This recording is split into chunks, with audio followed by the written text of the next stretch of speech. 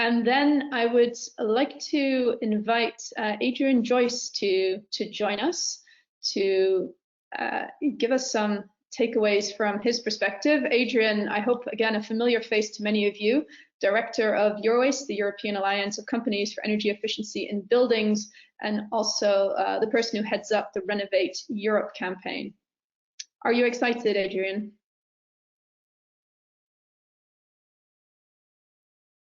You're still muted, indeed. Thank you, Sonia. Yes, indeed, very excited not only to be here today at the launch of the ORL, but also about all that's happening out in the world.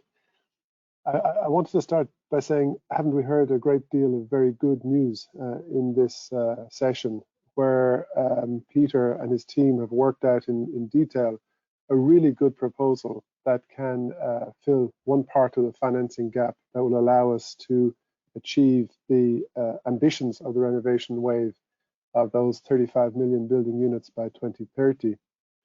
But in reflecting on what to say, I recall that back in 2020, the Renovate Europe campaign had called for the creation of a European Renovation Fund.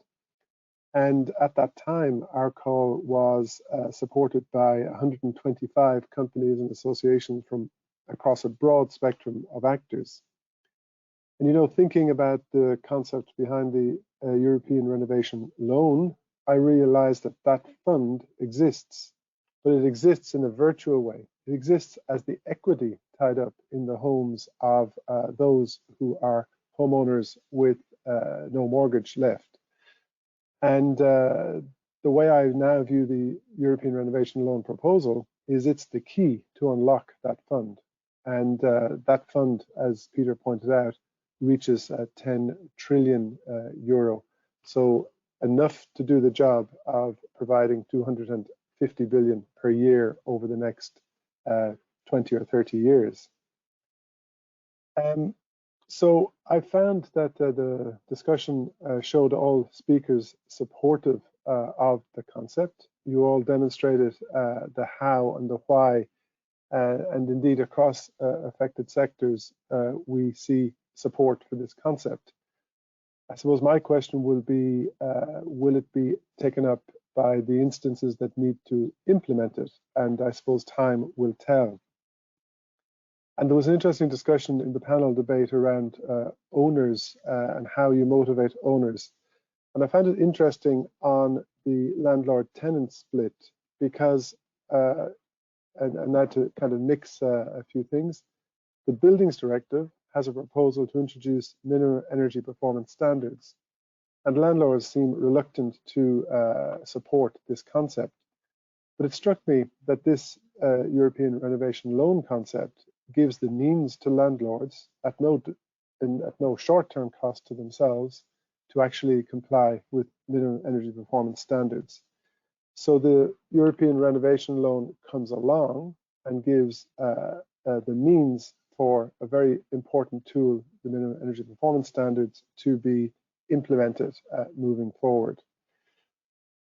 Another aspect of the discussion that struck me was Peter's words, where he talked about this instrument is capable of turning hidden equity in homes into real products, into real jobs, into real economic activity in the market.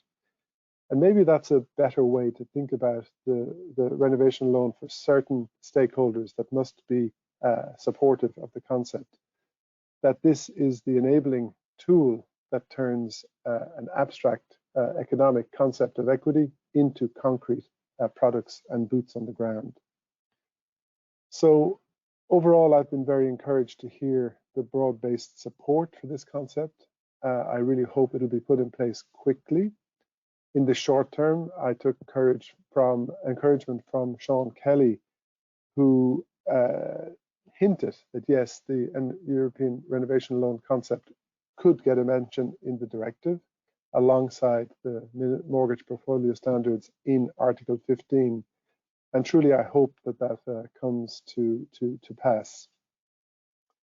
I suppose the last thought that I've jotted down here was what Stan said about the power of capturing the energy efficiency in buildings through this instrument.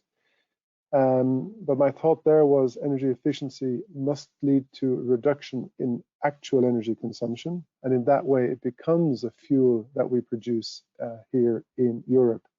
So that energy security aspect that the ERL could release also struck me during the exchanges on this call.